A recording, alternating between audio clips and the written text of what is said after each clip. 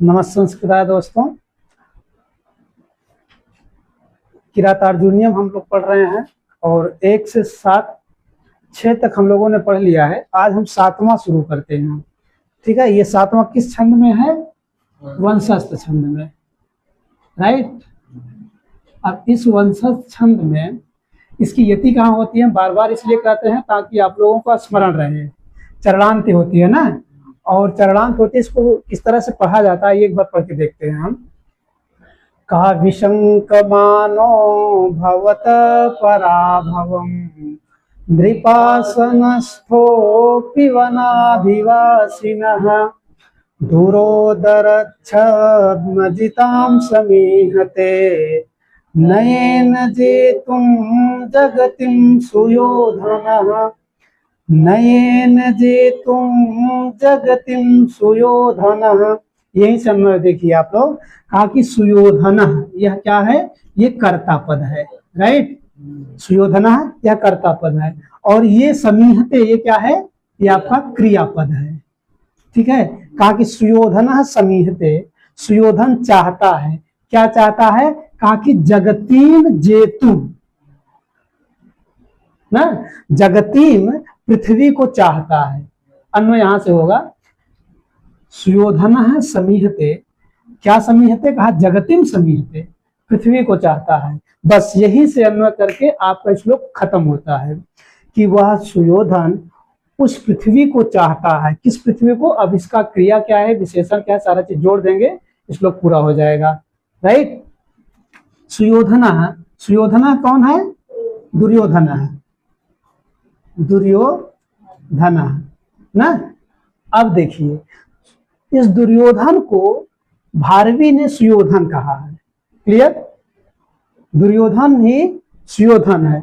दुर्योधन का अपर नाम है ना, पर्याय है, दूसरा नाम है सुयोधन। दुर्योधन माने होता है जिसको जीता न जा सके। क्लियर? जिसको, जो अजेय हो, वो होता है दुर्योधन। सुयोधन क्या है? आसानी से सुखेन युद्धते इति सुयोधन है, जिसको युद्ध में सुखपूर्वक जीता जा सके ना। नहीं तो भीम जैसे लोग अगर रहेंगे तो क्या, भीम के लिए क्या है? सुयोधन है। भीम के लिए दुर्योधन सुयोधन है, जब चाहेगा तब जीत लेगा। वही तो उसका मारता है इसको ना। तो इसलिए कहा कि ये सुयोधन पद दुर्योधन के लिए आया है। कहा कि सुयोधन समीहते, सुयोधन दुर्योधन चाहता है। क्या चाहता है? कहा कि जेतुम जगतीम, जगतीम माने पृथ्वी को ना, समीहते चाहता है। कैसे चाहता है? कहा कि नयेन जेतुम समीहते, नीति पूर्वक जीतने के लिए चाहता है। क्लियर हुआ इतना? अच्छा, नीति पूर्वक क्यों जीतना चाहता है? इसका मतलब इसके पहले गड़बड़ रूप से जीता था। क्लियर भाई? अगर हम कह दे कोई कि नीति से अब जीतना है, इसका मतलब पीछे हम कुछ गड़बड़ काम किए हैं। तो गड़बड़ क्या किया था? दुरोदर छद्म जिताम ना। दुरोदर माने जुआ, छद माने छल पूर्वक, जीताम माने जीती गई, जगती माने पृथ्वी को। देखिए, जुए में छल पूर्वक ना, जीताम मतलब जीती गई, जगती माने पृथ्वी को। अब कैसे जीतना चाह रहा है? कहा कि नयेन जेतुम सुयोधन समीहते। अब नीति पूर्वक, नयन मीन्स नीति पूर्वक ना, नीति पूर्वक। क्लियर? दुरोदर माने जुआ और छद माने छल ना, अजिता माने जीती गई पृथ्वी को। अब इसका दो का अर्थ आप तक पहुंचा कि इसका अर्थ ये हुआ कि जुए में छल पूर्वक जीताम जीती गई जगतीम पृथ्वी को अब कहा कि नयेन नीति पूर्वक जेतुम जीतने के लिए सुयोधन, सुयोधन समीहते इच्छा कर रहा है, चेष्टा कर रहा है। क्लियर? क्लियर हुआ? अब कैसे? कहा कि विशंकमानः, विशंकमानः शंका करता हुआ ना। ये विशंकमानः कह अगर पूछ लिया जाए, विशंकमानः कह, विशंकमानः कह, ये प्रश्न बनेगा, क्या होगा? दुर्योधन, राइट। ये किसके लिए आया है? दुर्योधन के लिए आया है। कहा कि विसर्ग पूर्वक संग धातु से सानच प्रत्यय ना। कहा कि आशंका करता हुआ ना, आशंका ना, विसंग माने शंका करता हुआ। कहा कि भवतः, भवतः किसके लिए आया है? आपसे, युधिष्ठिर के लिए ना, युधिष्ठिर।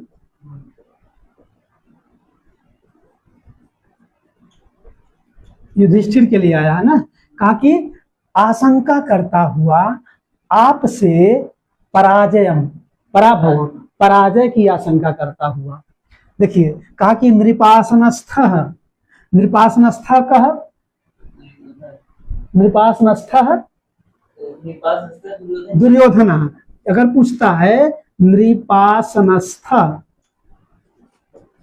ना कह, क्या होगा इसका आंसर? दुर्योधन है। और यदि पूछता है वनाधिवासिनः कह, वनाधिवासिनः कह कौन? युधिष्ठिर है। क्लियर हो रहा ना। देखिए नृपासनस्थ है, नृपासन मतलब सिंहासन ना, नृप माने राजा, आसन माने सिंहासन, राजा सिंहासन पर, अस्थ माने बैठा हुआ, आरूढ़ होता हुआ। इसका मतलब हुआ कि सिंहासन पर आरूढ़ होता हुआ भी वह दुर्योधन ना भवतः वनाधिवासिनः, वनाधिवासिनः भवतः ना, वन में निवास करने वाले दुर्योधन भवतः आपसे पराभवम, पराजय की क्या करता है? आशंका करता है, विसंक माना है। क्लियर हुआ। सिंहासन पर नृपासनस्थो अपि, सिंहासन पर आरूढ़ होते हुए भी वनाधिवासिना, वन में निवास करने वाले अर्थात युधिष्ठिर भवतः आपसे पराभवम, पराजय की विसंक माना, शंका करता हुआ। क्लियर हुआ श्रद्धा? नहीं। देखिए अगर जुए में, इस जुए में छल पूर्वक पृथ्वी को जीता है, कौन जीता है? दुर्योधन जीता है। तो जब दुर्योधन जीता है तो हस्तिनापुर का राजा कौन होगा? दुर्योधन। तो गद्दी पे कौन बैठा है?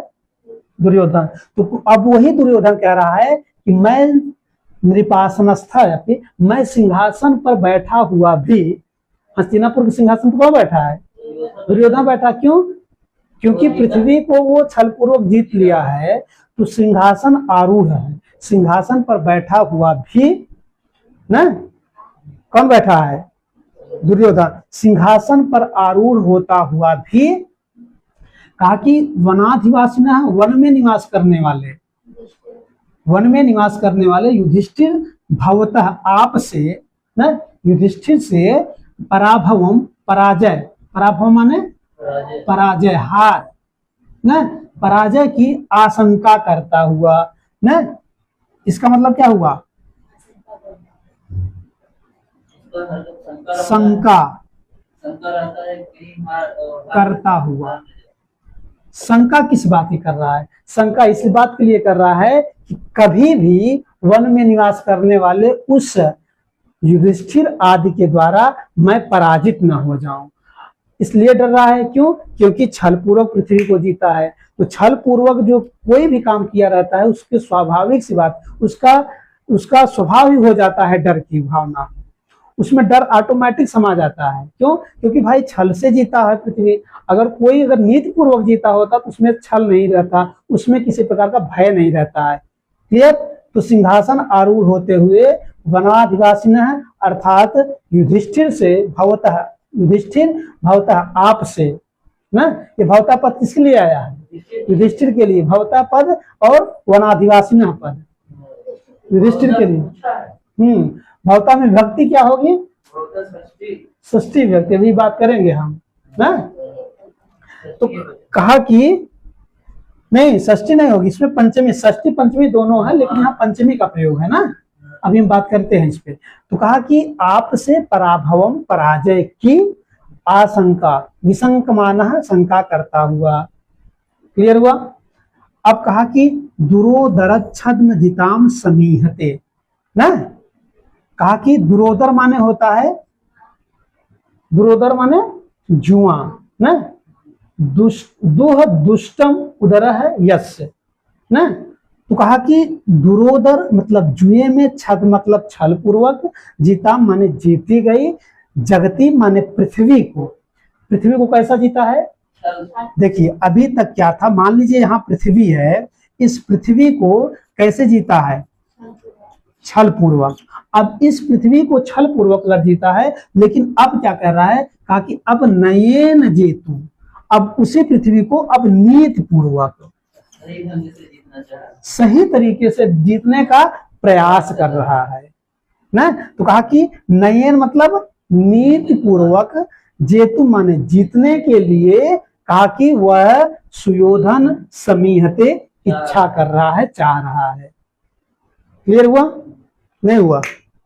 फिर से देख लीजिए कि सुयोधन, वह सुयोधन वह दुर्योधन, कहा कि जुए में छल पूर्वक जीताम जीती गई जगती माने पृथ्वी को। अब कह रहा है कि नयेन जेतुम समीहते, अब नीति पूर्वक जेतुम जीतने के लिए, समीहते मतलब इच्छा कर रहा है, चेष्टा कर रहा है ना। और विसंकमाना कह, विसंकमाना दुर्योधन, विसंकमाना कह दुर्योधन, क्यों विसंकमाना है? क्योंकि वो छल पूर्वक पृथ्वी को जीता है, इसलिए वो शंका संकित रहता है।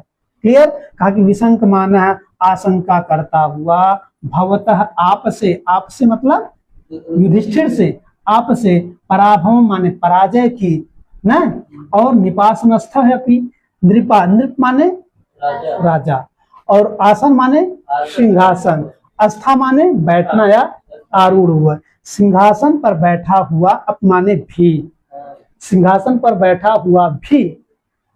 राज्य कौन कर रहा है इस टाइम? सिंहासन पे कौन होगा? दुर्योधन है। और जंगल में कौन है? फिर भी कौन डर रहा है? किससे? क्यों डर रहा है युधिष्ठिर से? क्योंकि पृथ्वी को छल पूर्वक जीता है। मेन डरने का जो रीजन है, यही छल पूर्वक पृथ्वी को जीतना है। अच्छा, अगर नयन जेतुम होता, नयन जेतुम होता, तब पराभवम विसंकमाना ना, तब पराजय की कोई शंका ही नहीं रहती। हाँ, शंका नहीं रहता। अभी शंका इसलिए, सपोज दैट आप कोई चीज सामान किसी का चोरी करें, तो आपको ये डर रहता है काश वो जान न जाए। वही तो हाल यहाँ है। क्लियर हुआ? श्रद्धा, कोई डाउट? देखिए सिंपली आप लोग समझिए कि अगर जुआ हुआ दो पक्षों में, एक पक्ष क्या होगा? जीतेगा, एक पक्ष हारेगा, ये स्वाभाविक सिद्ध है। अब जो पक्ष जीता, अगर वह नीति पूर्वक जीतता है, तब तो उसका गौरव है, मान है, सम्मान है। अगर वही छल से जीतता है, तब क्या रहेगा? वही तब विसंकमान रहेगा, शंका रहेगा। कि किस बात की शंका है इसको? इस बात की शंका है कि कहीं आकर वनाधिवासिना, वन में निवास करने वाला जो युधिष्ठिर है, कि हम पर आक्रमण करके पुनः राज्य को छीन न ले। और उसके साथ इस वनाधिवासिना के साथ में कौन कौन लोग हैं? अर्जुन जैसे धनुर्धारी और भीम जैसे गदाधारी। तो इसलिए इसको आशंका माना है। क्लियर हुआ? भावता पद किसके लिए आया? युधिष्ठिर के लिए। विसंकमाना किसके लिए आया? दुर्योधन के लिए। पराभवम में कौन विभक्ति होगी? द्वितीय एक वचन का रूप है। नृपासनस्था अपि ना, नृप माने राजा ना, नृन पाति ना, नृन पाति इति नृपः। क्लियर हुआ? और आसन माने सिंहासन, आसन में सिंहासन, अस्था माने स्थापित या आरूढ़ या चढ़ा हुआ, अप माने भी, वनाधिवासिन, वन में निवास करने वाले, वनम अधिवसत इति वनाधिवासिन, वन में निवास करने वाले, वनम अधिवसत इति वनाधिवासिन। ठीक है, अब हम इस पे टिप्पणी देखते हैं क्या बनेगा। कोई अगर डाउट हो तो आप लोग देख लीजिए। श्रद्धा, राम जी, और कोई दिक्कत? कोई दिक्कत नहीं। अब देखिए इसका हम एक विसंकमाना का यह प्रश्न होगा। अगर इसमें से प्रश्न पूछेगा तो विसंकमाना है कह दुर्योधन, भवतः में विभक्ति या किसके लिए प्रयुक्त है? युधिष्ठिर के लिए। ठीक है, पराजय की आशंका कौन कर रहा है? दुर्योधन। किससे कर रहा है? क्यों कर रहा है? छल पूर्वक पृथ्वी को जीता है। क्लियर हुआ? आगे देखिए अब।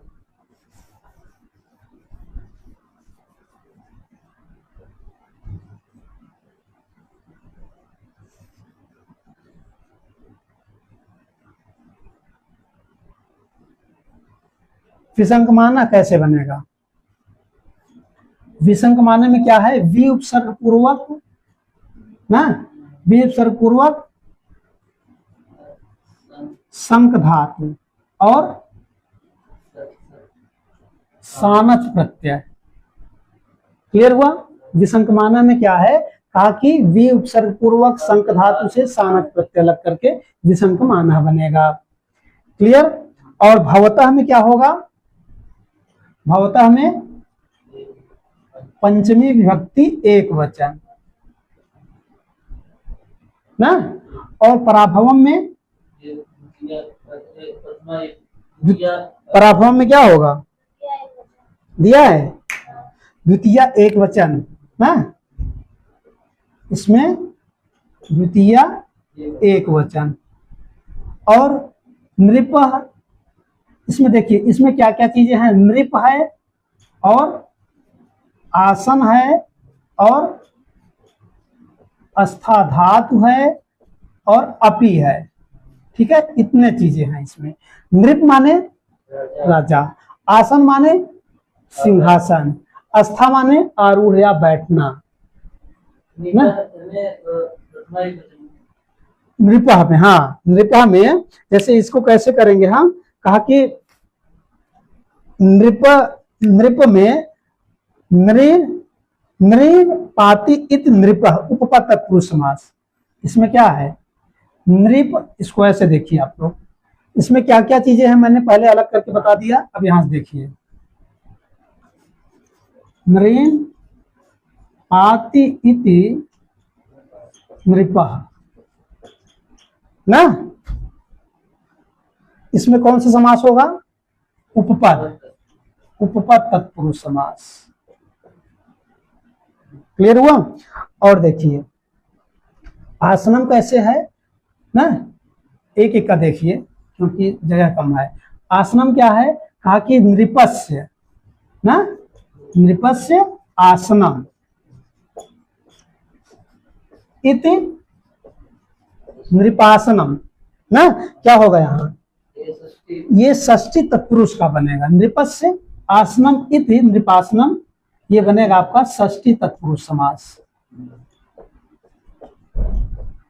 श्रद्धा सुना रहा है? षष्ठी तत्पुरुष समास। और नृपासनस्था कैसे बनेगा?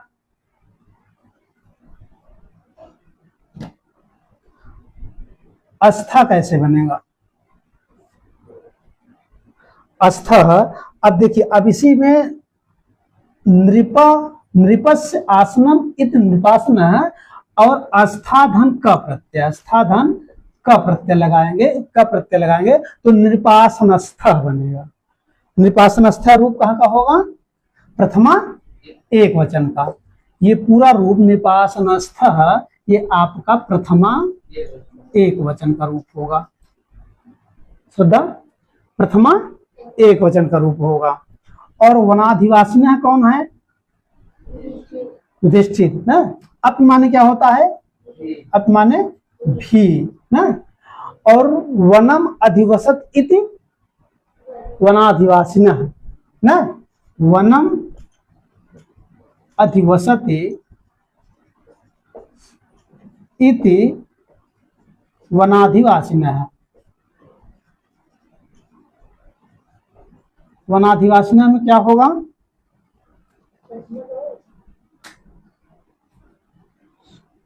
इसमें उपपद तत्पुरुष समास है। वनाधिवासिन में उपपद तत्पुरुष समास। वनम अधिवसत इति वनाधिवासी, वनम अधिवसत इति वनाधिवासी। क्लियर? कौन सा समास होगा? उपपद तत्पुरुष समास। और कहा कि तस्मात् वनाधिवासिनः उपपद तत्पुरुष समास। ठीक है, अब यहां हम करेंगे तस्मात्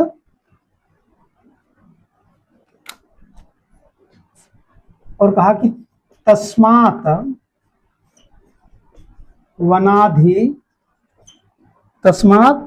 वनाधिवासिन ना, तब बनेगा वनाधिवासिन, उपपद तत्पुरुष समास। क्लियर हुआ? और ये भवतः में आप देख ही लिए। और दुरोदर कैसे बनेगा राम जी, कैसे बनेगा दुरोदर?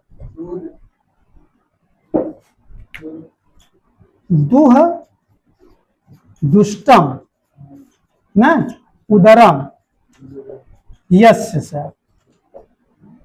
क्लियर? क्या बनेगा यहां? दुरोदर।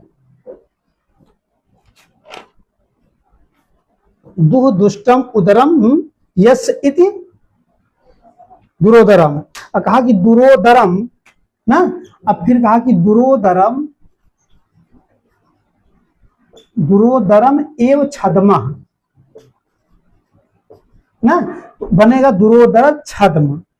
दुह दुष्टम उदरम यस्य दुरोदरम, और कहा कि दुरोदरम एव छद्मः, दुरोदर छद्म। क्लियर हुआ? अब आगे देखिए, बोल नहीं रहे हैं आप लोग।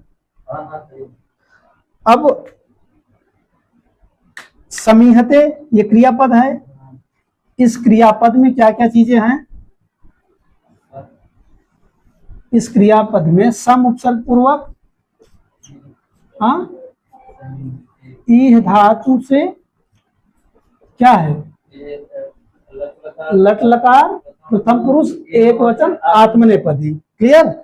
ये है लट लकार प्रथम पुरुष एक वचन और आत्मनेपदी। क्लियर हुआ? और नयन कहाँ का रूप है? ये है आपका तृतीया एक वचन का रूप है। और जेतुम में जी जय धातु है ना, जी जय धातु से तुमुन प्रत्यय। क्लियर? तुमुन प्रत्यय। और जगतीम कहाँ का रूप बनेगा? जगतीम रूप कहाँ का बनेगा? ये द्वितीय एक वचन का रूप है ना, जगतीम द्वितीय एक वचन का रूप है।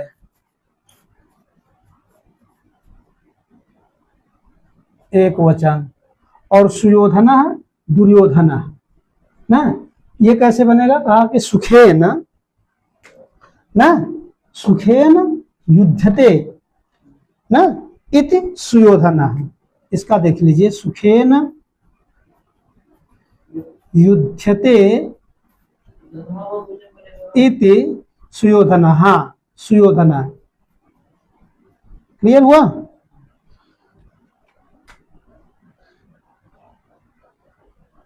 सुयोधन ये आपका उपपद तत्पुरुष समास, ये भी बनेगा। क्लियर बना? और योद्धा